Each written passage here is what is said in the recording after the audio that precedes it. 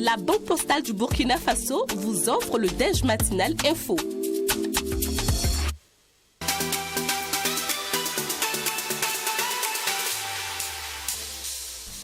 L'invité du jour est Geoffroy Vaha, le directeur général adjoint de Twi TV et Watt FM. Avec lui, nous échangeons aujourd'hui sur le décryptage et l'analyse de la situation sociopolitique qui prévaut au Mali. Bonjour et bienvenue. Bonjour Serge Kaboré, bonjour aux auditeurs et aux téléspectateurs. Alors, vous en parliez pas plus tard que mercredi dernier ici sur ce plateau. Finalement, le limogeage de Choguel Kokala Maïga est effectif. Est-ce que vous avez été surpris? Je disais déjà mercredi que le désormais ancien Premier ministre s'était tiré une balle dans le pied. Donc, ça allait être vraiment compliqué. Et je me disais dans quel inconfort il mettait tout le monde. Et comment est-ce qu'il continuerait de travailler avec ceux qu'il a critiqués aussi vertement samedi dernier.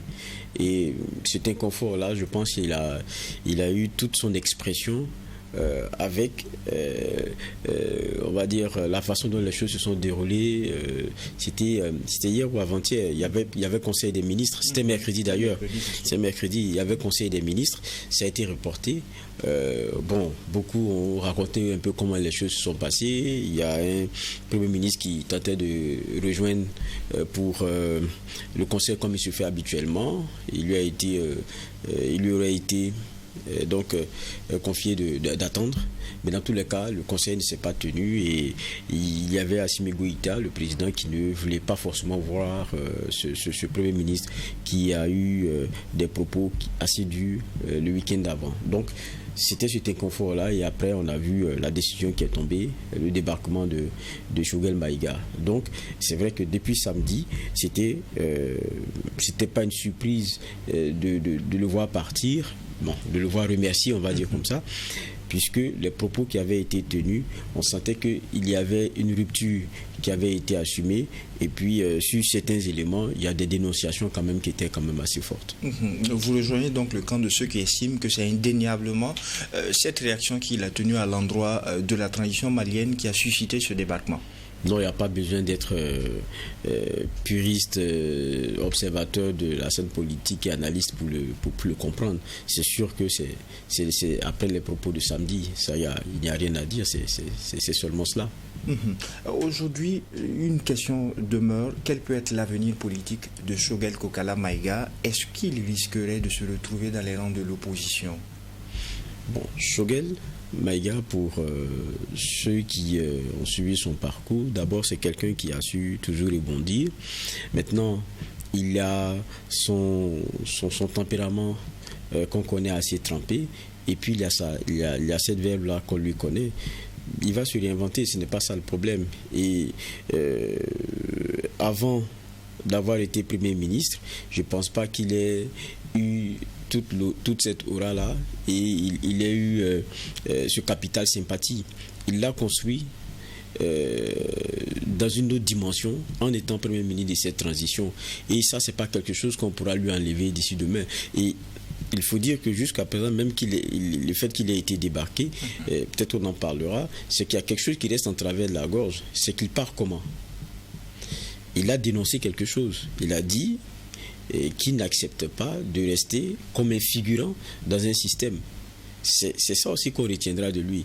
Donc, est-ce que ça renforce le capital sympathie ou bien ça le dessert? C'est vrai qu'aujourd'hui, quand on regarde pour ce qui est de la marche du Mali, on se dit, c'est quelqu'un qui, à un moment donné, a dû commettre des erreurs parce qu'on ne peut pas comprendre que dans la dynamique qui est lancée, il se positionne en critique alors qu'on n'en a pas forcément besoin. Et surtout, du haut de sa posture de Premier ministre, ça fait que beaucoup ne lui ont pas pardonné cela. Mais est-ce que, quelque part aussi, il n'y a pas ce qui restera dans la tête de tout le monde, c'est-à-dire quelqu'un qui à un moment donné, avec les pressions, a dit non, même à un militaire, et qui plus est quelqu'un comme Goïta, que je ne peux pas continuer de rester comme un figurant. Parce que ce qu'il a dénoncé, c'est d'être mis à l'écart.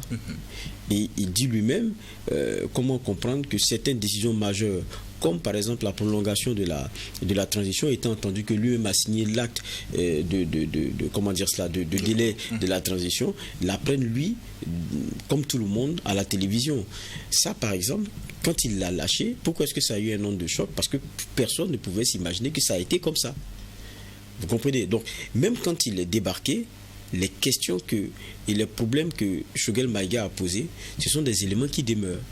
Et donc, s'il avait commis des impairs qui sont de l'ordre de la gestion ou quoi que ce soit, ça lui serait opposable demain comme un élément à charge. Mais là, c'est comme quelqu'un qui a refusé une situation, qui s'est dit non, je ne peux pas continuer de demeurer comme ça, il faut que je le dise aux autres, quitte à ce qu'ils interprètent ça d'une certaine façon. Donc ça fait que son capital sympathie pour moi n'est pas forcément entamé. Et en politique, tout est question de récupération. Et donc dire aujourd'hui que, bon, est-ce qu'il pourra se réinventer? Est-ce que cela ne sera pas d'un impact négatif? Il faut attendre de voir. Alors, Choguel Maïga qui est débarqué, une dénonciation demeure, vous l'avez dit tantôt, celle de dire qu'un Premier ministre s'est fait surprendre par une décision de prolongation de transition qu'il a découvert sur les réseaux sociaux. Jusqu'à preuve du contraire, jusqu'à présent, cela n'a pas été démenti.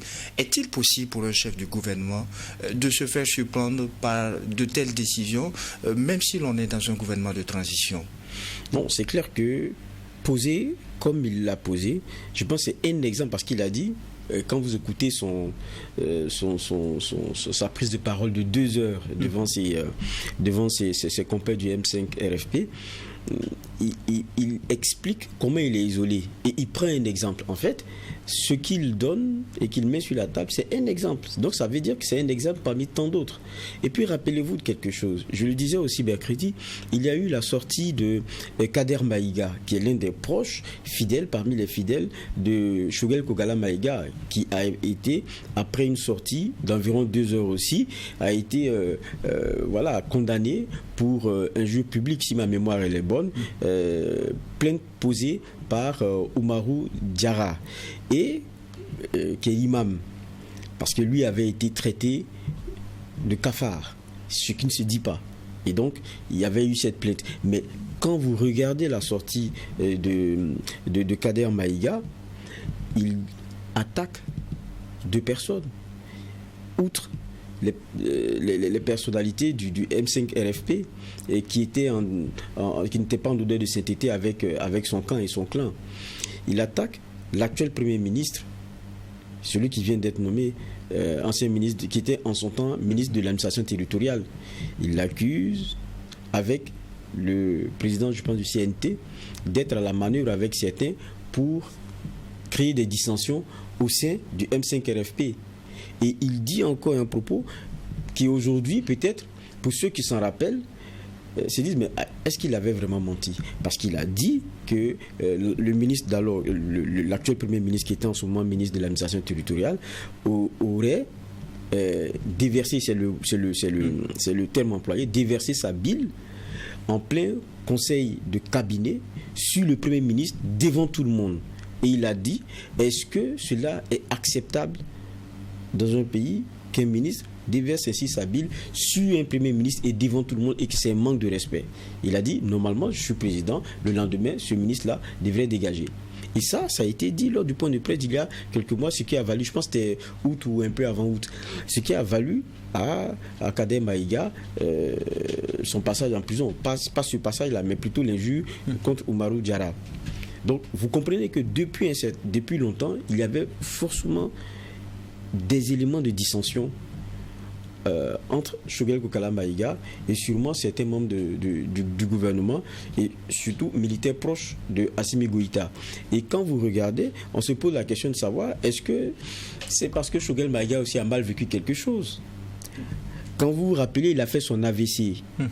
C'était 2022, mi-2022, quand il a fait son AVC avec l'obligation donnée par son médecin de se reposer. Qui avait été mis en scène? C'était Abaka Maïga, l'actuel Premier ministre. Et nous étions au 21 août 2022. Au 21 août 2022. Et quand il prend le Premier ministre par intérim et le porte-parole là, en même temps. Vous vous rappelez, il était l'une des figures les plus emblématiques maintenant de ce gouvernement, et il l'a bien assumé.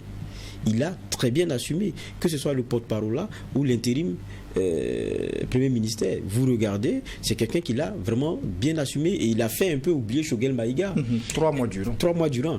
Et Choguel Maïga qui est revenu et débarqué dans le bureau du président pour dire bon, je suis maintenant en forme, je vais reprendre ma place. Parce que je pense que depuis son lit, il a regardé, il a vu que bon, oula, ça, il y a quelque chose à jouer. Donc, est-ce que c'est pas ça qui a joué pendant un certain temps? Est-ce que c'est pas ça qui a créé des dissensions? Et puis, quoi qu'on dise, le désormais nouveau Premier ministre, quand vous regardez, c'est quelqu'un aussi qui, comme Choguel, a marqué par certaines de ses sorties. On se rappelle quand il a dit à l'endroit du président Macron qu'il faut arrêter cette posture néocolonialiste et puis ce paternalisme et tout. C'est des éléments qui ont été applaudis.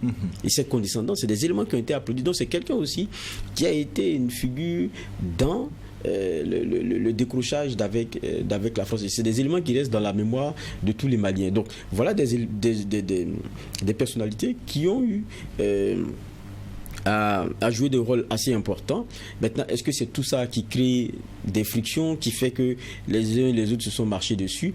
Mais la sortie de Choguel Kokala Maïga de samedi était d'abord une sortie de rupture et donnait l'impression de quelqu'un qui quittait un groupe, qui s'en désolidarisait et qui le critiquait de façon verte. Et venant d'un Premier ministre, c'était un élément qui était difficilement acceptable, et on se disait que ça allait difficilement passer. Il ne pouvait pas revenir et tenir des sessions, ça allait être vraiment compliqué. Il sentait, il savait ce qu'il posait comme acte, étant entendu que plusieurs jours avant, il avait déjà annoncé lui-même qu'il allait faire un grand déballage. Donc, ça veut dire que ce ne sont pas des écarts dans un discours parce que emmené par la foule. Non, c'est des éléments bien prémédités. Donc on se pose la question, quels sont ces calculs?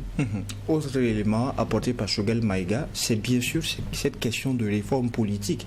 Il en veut pour preuve la création d'une centaine de partis, pas des officines politiques, en toute incohérence avec ce qui avait été décidé par le gouvernement.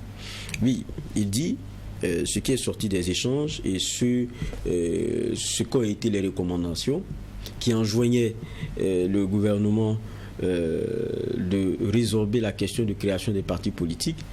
Il en prend des exemples de 91 à 2021, dit-il, il y avait 200 partis politiques qui ont été créés en gros, et que de 2021 à 2023, c'est 100 partis politiques qui ont été créés avec récépissé qui ont été accordés. C'est un fin politique. Il sait ce que cela veut dire. Lui lit cela comme un genre de désorganisation organisée dans un but bien précis. Maintenant, il se positionne comment? Quand cela est ressorti comme un élément fondamental parmi les griefs qu'il y a à l'endroit des militaires au pouvoir, il se positionne comme homme politique pur et dur. Et homme politique pur et dur, c'est dans la conquête du fauteuil présidentiel. Donc c'est quelque chose qu'il a dans une partie de sa tête. Est-ce que ce n'est pas trop tôt d'y penser, alors que peut-être il y a un Mali qui, même pas peut-être, alors qu'il y a un Mali à construire dans un cheminement et qui fait face à beaucoup de turpitudes? Est-ce que c'est aujourd'hui le lieu de pouvoir de poser ce genre de préoccupations qui sont vraiment de l'ordre de la course au fauteuil présidentiel? Parce que c'est des éléments qu'il pose. Est-ce qu'il n'y pense pas assez? Et regardez, il ne pose pas que la question des partis politiques, il pose aussi la question de la fin de la transition. Quand il dit que c'est comme tout le monde sur les réseaux sociaux qu'il a appris et que ça n'a pas fait comment dire cela, ça n'a pas fait l'objet d'échanges au niveau du gouvernement, mais il ne sait pas qu'au gouvernement. Je pense que la question même de la prolongation d'une transition qui est un élément majeur, on a vu comme chez nous comment ça s'est passé, c'est des éléments de discussion beaucoup plus larges hors même d'un élément de gouvernement. Donc quand il pose là comme ça, il dit ça a été fait de façon unilatérale. Donc, quand il pose la question de la fin de la transition finit avec quoi? Une transition finit avec des élections. Donc, c'est-à-dire que dans son discours, vous vous rendez compte que c'est un élément majeur pour lui, c'est un élément auquel il pense. Est-ce que cela ne présage pas de ce que, dans sa façon de voir les choses, c'est qu'il a maintenant des adversaires, on va dire, dans un futur proche. Est-ce que c'est pas ça qui a fait sa posture de samedi? Est-ce que c'est pas en toute connaissance de cause qu'il a voulu créer cette rupture-là maintenant? Étant entendu, et ça il ne faut pas l'oublier, c'est que quand on l'écoute, si c'est vrai qu'il est en minorité au sein de l'appareil de décision, je sais pas, gouvernement et surtout militaire au pouvoir, qu'est-ce que les autres du M5 RFP pensent de lui? Parce que beaucoup disaient non, ils n'acceptent plus la façon de gérer de Shogel Kokala Maïga concernant le M5 RFP. On parlait d'une verticalité inacceptable.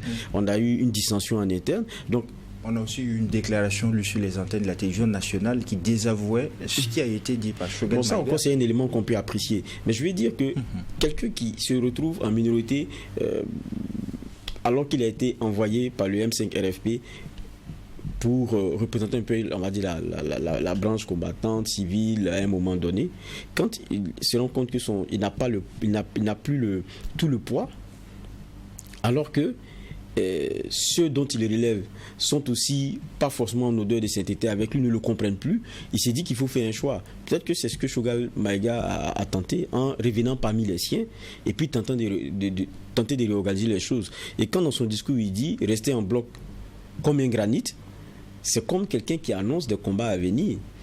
On attend de voir. Mais est-ce que, et c'est la question principale que je pose, quand on se dit et qu'on écoute Shogel Kokala Maïga dans les discours récents sur la vision et ce qui est tracé pour le Mali, est-ce que c'est le moment de ce combat? C'est la grande question qu'il faut se poser. Est-ce que, et je pense que c'est ce qui aussi pour beaucoup de Maliens est vraiment mis dans la balance lorsqu'il s'agit d'apprécier la sortie. Est-ce que c'est le moment? C'est la grande question que beaucoup se posent. Quoi que l'on dise, les dés sont jetés. Aujourd'hui, l'on se retrouve au Mali avec un général à la tête de l'État, un général au niveau de la primature, un autre au niveau du Parlement. Quelle est aujourd'hui la place du civil dans la sphère de décision au niveau du Mali? Certains vous diront que quand on regarde le gouvernement, il n'a pas changé de façon majeure. Donc, c'est le Premier ministre qui a été enlevé. Maintenant, aurait-il fallu qu'on remplace le Premier ministre civil parti par un autre Premier ministre civil? Est-ce que c'est une question de cosmétique? Parce que quand on parle de cosmétique, ça dit que c'est renvoyer juste quelque chose aux yeux qui plaise et qui... N'oublions pas que les questions d'exigence souvent dans ce qu'on a comme appareil d'avoir, lorsqu'il y a des militaires, un genre de jeu avec le civil a été souvent des impositions faites notamment par CEDEAO, les institutions qu'on a, les éléments sous-régionaux qu'on a. Parce que pour eux, il faut que le civil participe, en tout cas à la décision, qu'on sente que dans l'organigramme que vous avez comme structuration pour la prise de décision, on les sente à l'intérieur. Mais ça, ce n'est pas fortuit. Je pense aussi que ça, c'est un élément, ce n'est pas forcément que cosmétique. Ce n'est pas forcément que cosmétique. Parce que quand vous dites le président est militaire, le Premier ministre est militaire, le chef du Parlement est militaire, c'est vrai que ça n'envoie pas forcément un bon signal. Parce que il y a aussi, quoi qu'on dise, des forces civiles qui ont concouru à ce qu'il y ait ces changements profonds-là au Mali. Et ce sont des éléments qui soutiennent aussi la transition et qui ont besoin de s'exprimer et d'être pris en compte dans la décision. Parce que, je dis encore qu'il y a un élément, même si Shogel est parti, qui demeure dans sa dénonciation. Il dit la décision et les décisions sont prises par un noyau du militaire qui n'est pas maîtrisé. Et c'est unilatéralement fait. Donc, il est parti en laissant un problème. Comment est-ce qu'on y répond? Je crois que ça aussi, c'est très important. Donc, même dans les décisions qui sont prises, dans la façon de faire, il faut intégrer la réponse pour faire mentir ce qui a été dit, pour démentir ce qui a été dit. Ce ne sera pas dans la parole, ce sera dans l'action. Et je crois que ça aussi, c'est très important. Donc, on dira, oui, un Premier ministre militaire, non, c'est pas, il ne faut pas prendre un militaire comme un civil, mais n'oublions pas qu'il y a quelqu'un qui est débarqué, mais il dénonçait quelque chose. Et pour moi, ça, c'est très important. Avec cette sortie de Shogel Maïga, avec ces dénonciations, est-ce qu'il ne faut pas craindre une certaine méfiance de l'autorité malienne vis-à-vis de l'homme politique? Oui, c'est clair. Non, mais je crois que il y a des façons de fonctionner qu'on a comme ADN selon qu'on soit militaire, politique ou je ne sais pas, société civile, il y a des éléments qui caractérisent quand même quoi qu'on dise, et voilà, certains exercices de métier, certains métiers. Aujourd'hui, au Burkina par exemple, vous verrez, quand on fait le discours, la confiance à l'endroit de l'homme politique, ce n'est pas la chose que vous verrez la plus partagée, parce que au fil du temps et des années, beaucoup se sont retrouvés dans les postures de déception. En tout cas, dans le sentiment de déception par rapport à ce que le politique a souvent prêché, promis, et qui a été aux antipodes de ce qui a été servi après. Donc, ça crée très souvent des éléments de non-confiance. Et encore que, ce n'est pas que ça. Il y a même, au-delà même de la non-confiance, il y a même la trahison. Il y a le sentiment de trahison que certains ont. Parce qu'ils ont fait des combats. Ils ont nourri des espoirs. Et après, quand certains sont venus en exercer des pouvoirs, on s'est retrouvé dans des situations qui étaient aux antipodes des espoirs qui avaient été nourris avant. Et même ces personnes venues ont quelquefois, on va dire comme ça, foulé aux pieds tout le reste. Et donc, ça, c'est des éléments, que ce soit au Mali, que ce soit au Niger, que ce soit dans tous les pays de l'AES et même dans les pays hors AES. C'est des éléments de... Même quand vous prenez aujourd'hui les élections aux États-Unis et autres, comment est-ce que c'est impacté? Parce qu'aujourd'hui, la confiance aux politiciens est en train de s'effriter.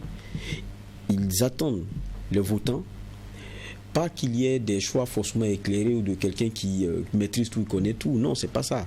Ils veulent quelqu'un qui dise et qui fait ce qu'il dit.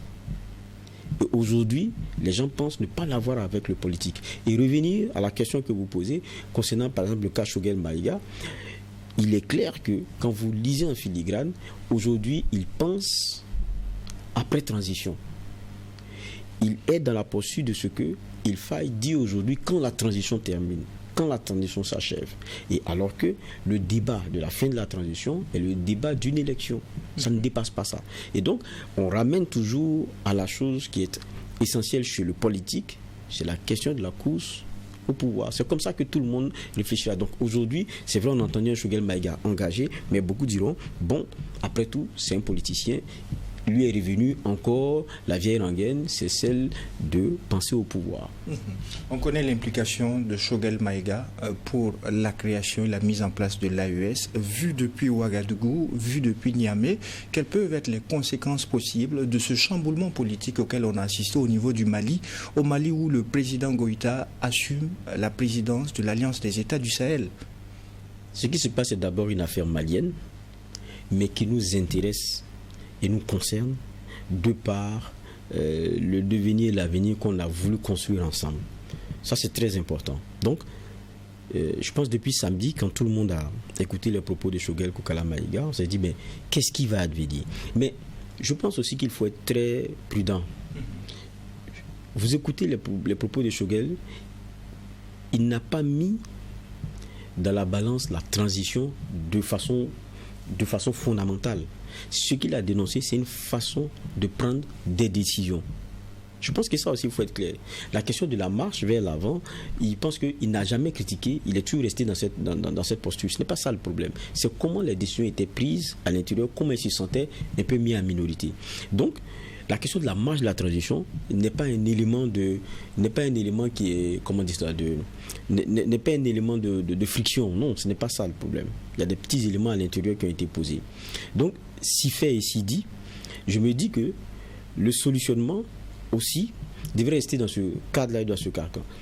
Il y a la célérité avec laquelle les choses sont passées. Vous voyez, on a eu comme l'impression que, bon, on a attendu jusqu'au Conseil des ministres. Ça veut dire que ça n'a pas été simple la question du débarquement de Choguel Maïga. Mais dès que la décision a été prise de le débarquer, le Premier ministre est venu très vite. La composition du gouvernement, très vite. Donc, il y a une volonté de mettre ça derrière et de se dire qu'il faut avancer. Mais j'ai dit il faut avancer en même temps en donnant la réponse au problème qui a été posé par Choguel. Parce que si demain il advient encore les critiques pareilles, ce n'est pas forcément bon. Maintenant, je pense, on a assez confiance aux Maliens et à ceux qui sont au pouvoir de prendre en compte tous ces éléments-là. Je pense que ça, c'est des éléments sur lesquels on peut avoir confiance. Maintenant, il faudrait aussi espérer qu'on ne se retrouve pas dans une démarche revancharde où on trouverait un M5 RFP qui est, quoi qu'on dise encore, ils sont concentrés de partis politiques, de syndicats, d'organisations de la société civile et de dignitaires religieux, qu'on ne se retrouve pas dans une situation où on a comme l'impression qu'on est dans une démarche revancharde, où on va encore dans les rues pour pouvoir donner une onde de choc à ce qui s'est passé, pour dire qu'on n'est pas pris en compte, on est mis sur le bas-côté. C'est pour ça que j'ai dit, la question de la réponse à donner à ce problème qui a été posé est très important. Il faudrait qu'il y ait cet aspect participatif-là pour qu'on se rende compte qu'il y a eu un problème.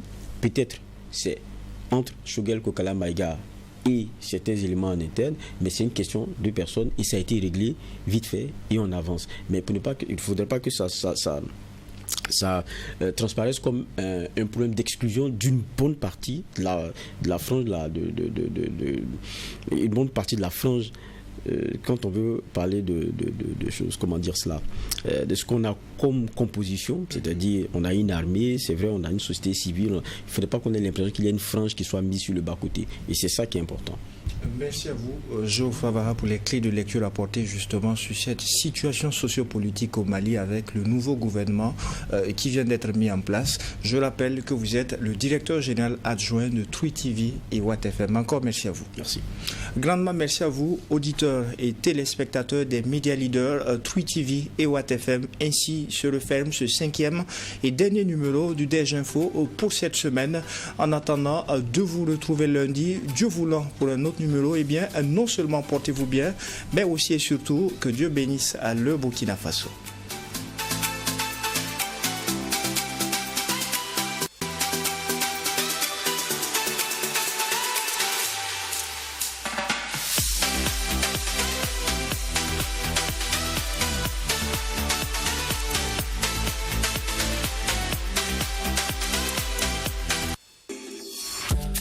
La Banque Postale du Burkina Faso vous a offert le DEJ Matinal Info.